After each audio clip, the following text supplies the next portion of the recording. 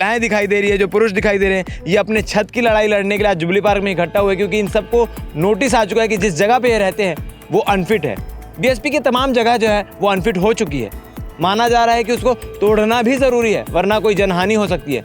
मगर बड़ा सवाल ये होता है कि जिसे अनफिट कहकर खाली कराया जा रहा है और खाली कराकर दूसरे जगह जहां शिफ्ट कराया जा रहा है उसकी हालत इससे भी बदतर है। कोई भी ऐसा रिप्रेजेंटेटिव अभी सामने क्यों नहीं आया है? जो 2000 इतने सारे लोग हैं, जैसा कि अभी मतलब स्टैट्स जो भी आप जान सकते हैं, 2000 लोग हैं, उनको इतनी परेशानी हो रही है। उसमें अलग अलग एज ग्रुप है। कुछ बच्चे हैं जो अभी जेई, नीट, यूपीएससी की तैयारी कर रहे हैं, उनको कितनी परेशानी हो रही है जब अगल बगल में ऐसा घर तोड़ा जा रहा है, उसकी आवाज़ें गूंजती हैं। ठीक है, एक बात करके चर्चाएं होनी चाहिए कि क्या आगे का रास्ता हो। जिसमें मेरा एक वो है निवेदन है कि यहाँ के जितने भी जनप्रतिनिधि हैं अपनी राजनीतिक भावना से ऊपर उठ के इन जो टाउनशिप में जो पीड़ित लोग हैं, महिलाएं हैं, उनका दर्द समझे। कि जो हमारी पॉलिसीज बनती हैं टॉप लेवल पे वो नीचे तक नहीं पहुंचती। ठीक है, हमारी जो मांगे हैं वो हम किस तक पहुंचाए? अगर अभी हमारे जो नेता हैं, जिनको भी हम हमारे रिप्रेजेंटेटिव हैं, जिन्हें हम चुन के भेजते हैं, भले वो केंद्र लेवल पे हो या फिर राज्य लेवल पे हो, हमारी राज्य सरकार है, हमारी केंद्र सरकार है, हमारी मांगे अभी कोई क्यों नहीं सुन रहा है? रोटी, कपड़ा, मकान, ये 3 ऐसी मूलभूत सुविधाएं हैं जिनके लिए आदमी जद्दोजहद करता है, जिनके लिए आदमी जी जान लगा देता है कि उसको समय से रोटी मिले,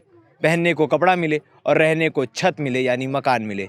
मगर क्या हो जब आपके सर से छत ही चला जाए, आपके छत को छीनने का प्रयास किया जाए, चाहे कारण कोई भी हो, चाहे वजह कुछ भी हो, मगर छत छत है। और अगर छत छीन रहे हो तो बदले में दूसरी छत देने की जिम्मेदारी किसकी है? क्या सिर्फ किराया ले लेना, लाइसेंसी फीस ले लेना, इतनी ही जवाबदारी प्रबंधन की बनती है? या जब उस छत को छीनो या उस छत को वापस ले लो तो उसके बदले दूसरा छत दिलाने की भी जवाबदारी बनती है? तमाम मामले को लेकर हम आपके बीच आए हैं, क्योंकि ये जो महिलाएं दिखाई दे रही है, जो पुरुष दिखाई दे रहे हैं, ये अपने छत की लड़ाई लड़ने के लिए आज जुबली पार्क में इकट्ठा हुए, क्योंकि इन सबको नोटिस आ चुका है कि जिस जगह पे ये रहते हैं वो अनफिट है। बीएसपी की तमाम जगह जो है वो अनफिट हो चुकी है। माना जा रहा है कि उसको तोड़ना भी ज़रूरी है, वरना कोई जनहानि हो सकती है। मगर बड़ा सवाल ये होता है कि जिसे अनफिट कहकर खाली कराया जा रहा है और खाली कराकर दूसरे जगह जहाँ शिफ्ट कराया जा रहा है उसकी हालत इससे भी बदतर है, जर्जर स्थिति में है। तो क्या वहाँ कोई जनहानि हो तो उसकी जिम्मेदारी प्रबंधन लेगा? तमाम सवालात के साथ हम इनके बीच पहुँचे कि आखिर इनकी परेशानी क्या है। मैम, आप लोग को नोटिस मिला है, अनफिट बोल रहे हैं, क्या परेशानी है भाई? दूसरा घर तो देख रहे हैं, क्या परेशानी? सर, हम लोग की परेशानी है कि जैसे हम लोग का जिस घर में हम रहते हैं यथाशक्ति हम लोग को वही घर दिया जाए, हम वहीं रहना चाहते हैं।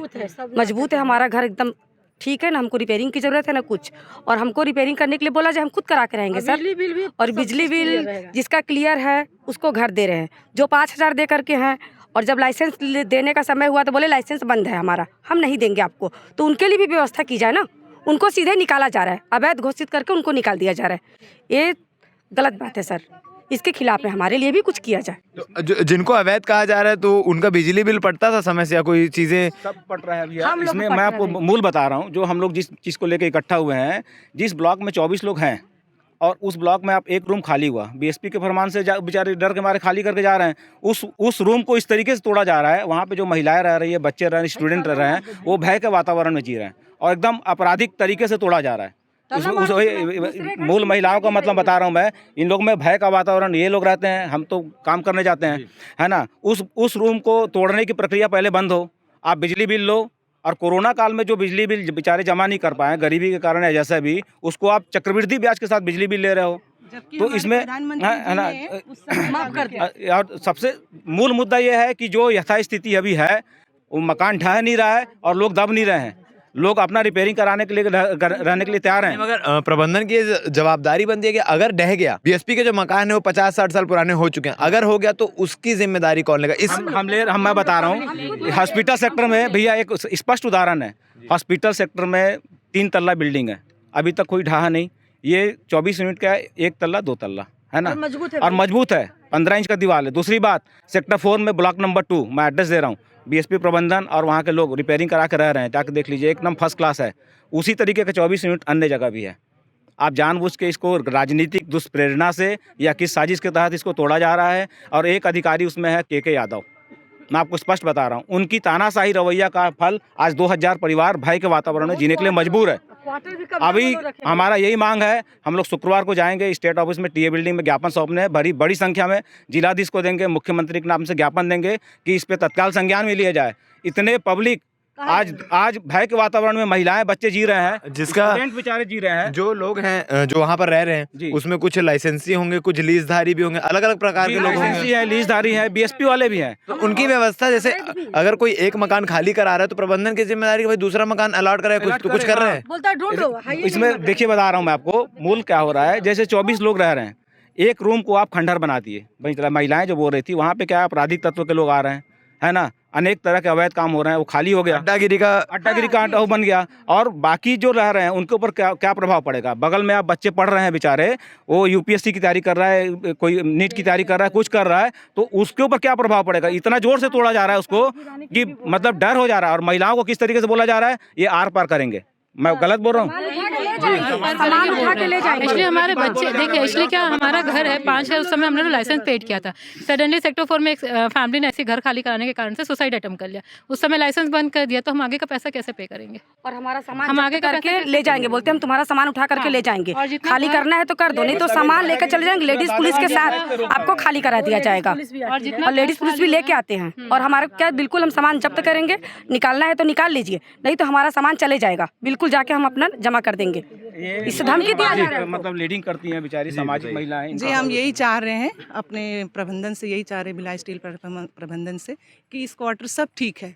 हाँ, डैमेज मतलब सिर्फ पानी, जो छत का पानी थोड़ा बहुत बारिश के सीजन में सीपेज होता है, बाकी डैमेज कुछ नहीं है। आज भी खीला ठोकते हैं तो वो नहीं जाता, क्योंकि उस समय का बना बहुत अच्छे मटेरियल से बनाया गया था और उसमें लाइसेंस सबको दिया गया था, क्योंकि खाली क्वार्टर थे बीएसपी के पास और ज्वाइनिंग नहीं था। ज्वाइनिंग वाले को तो कोर्टों में फंसा के रखा है, और ज्वाइनिंग नहीं था तो ये क्वार्टर पूरे अवैध पड़े थे। तो इसमें लोग जो रह रहे थे उनको बोले ठीक है आपको लाइसेंस दिया जाएगा, सब एग्री हो गए, सब ने लाइसेंस में ले लिया और सब बिजली बिल पटा, और सब फैमिली वाले।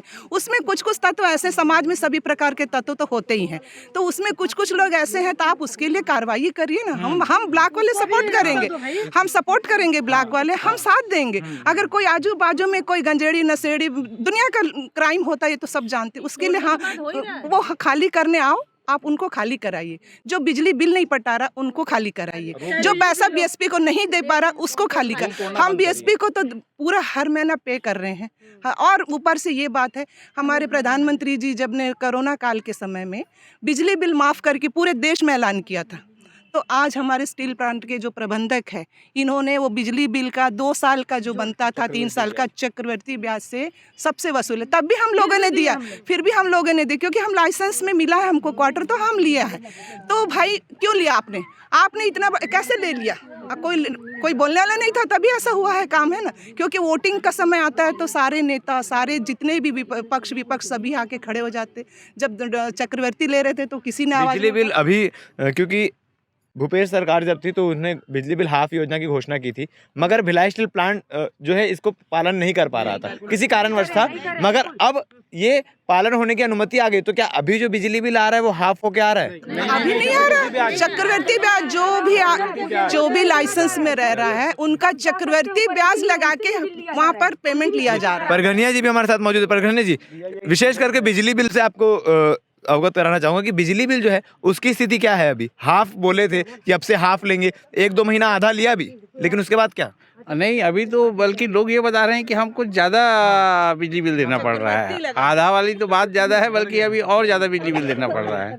मतलब बिजली बिल हाफ योजना यहाँ पर टाउनशिप में पूरी फेल है। बिल्कुल बिल्कुल, यहाँ लागू ही नहीं हो पाया है। लागू ही नहीं हो पाया अभी तक। इस पे राजनीति स्टूडेंट। जी मैडम।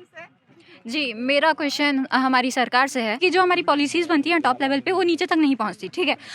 हमारी जो मांगे हैं वो हम किस तक पहुंचाएं। अगर अभी हमारे जो नेता हैं, जिनको भी हम हमारे रिप्रेजेंटेटिव हैं, जिन्हें हम चुन के भेजते हैं, भले वो केंद्र लेवल पे हो या फिर राज्य लेवल पे हो, हमारी राज्य सरकार है, हमारी केंद्र सरकार है, हमारी मांगे अभी कोई क्यों नहीं सुन रहा है? कोई भी ऐसा रिप्रेजेंटेटिव अभी सामने क्यों नहीं आया है? जो 2000 इतने सारे लोग हैं, जैसा कि अभी मतलब स्टैट्स जो भी आप जान सकते हैं, 2000 लोग हैं, उनको इतनी परेशानी हो रही है। उसमें अलग अलग एज ग्रुप है। कुछ बच्चे हैं जो अभी जेई, नीट, यूपीएससी की तैयारी कर रहे हैं, उनको कितनी परेशानी हो रही है। जब अगल बगल में ऐसा घर तोड़ा जा रहा है, उसकी आवाज़ें गूंजती हैं, ठीक है, हम परेशान होते हैं। हमारे मम्मी पापा का टेंशन, जो ये हमारे मेंटल हेल्थ पे भी इसका असर होता है जी।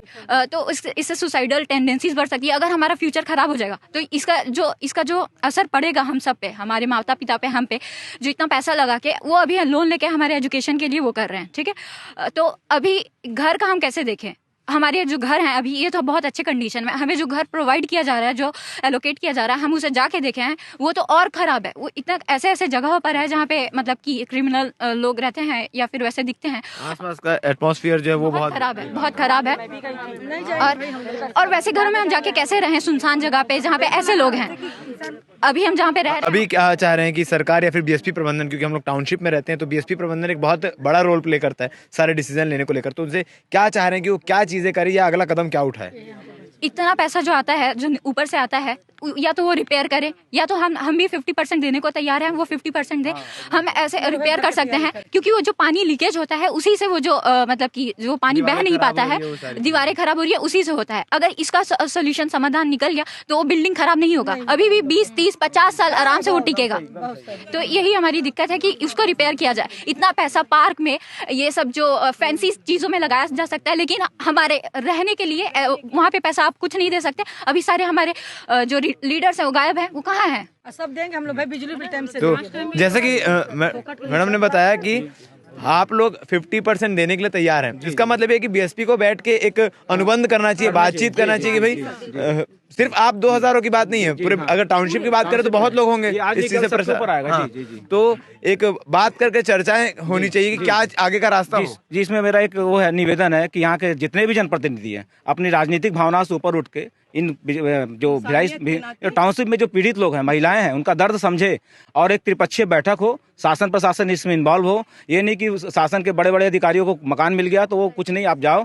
मैं कल थाने में गया था रिसीविंग लेने, मैं अपना दर्द बता रहा हूँ, वहाँ पे कोई सुनवाई नहीं हुई कि आप लोग जाइए, आप एडीएम को बताइए, कलेक्टर को बताइए। इस तरीके का बीएसपी प्रबंधन का प्रभाव है शासन प्रशासन पे। तो मेरा एक वो नम्र निवेदन है और इसमें जनप्रतिनिधि सहयोग करने के लिए तैयार भी हैं। मेरा विश्वास है कि हमारा समस्या का निदान होगा और महिलाओं के दर्द को प्रबंधन भी सुनेगा और शासन भी सुनेगा और जनप्रतिनिधि भी सुनेंगे। तो मकान को लेकर ये तमाम जद्दोजहद अब पता नहीं कितने समय तक चलने वाली है, क्योंकि टाउनशिप में ये मकान का मुद्दा हर दूसरे दिन निकल कर आता है। कभी कोई पीड़ित रहता है, कभी किसी का घर छीना जाता है, कभी किसी का घर निकाला जाता है। कई अवैध कब्जे टाउनशिप में हैं, इस बात से हम नकार नहीं सकते। जिन अवैध कब्जों को खाली कराना ज़रूरी है, जैसे कि कोई क्रिमिनल माइंडसेट के लोग हैं जो भी अवैध कब्जा करके रह रहे हैं और अपने साथ साथ 10 लोगों को किराए पर भी दे रहे हैं, उन मकानों को खाली कराना बहुत ज़रूरी है। मगर क्या ऐसे मकान जहां लोग लीगल रूप से पैसे देकर रह रहे हैं उनको खाली कराना जायज़ है या नहीं? आपको क्या लगता है? कमेंट सेक्शन में कमेंट करके बता सकते हैं। बाकी के अपडेट के लिए बन रही है हमारे साथ। धन्यवाद।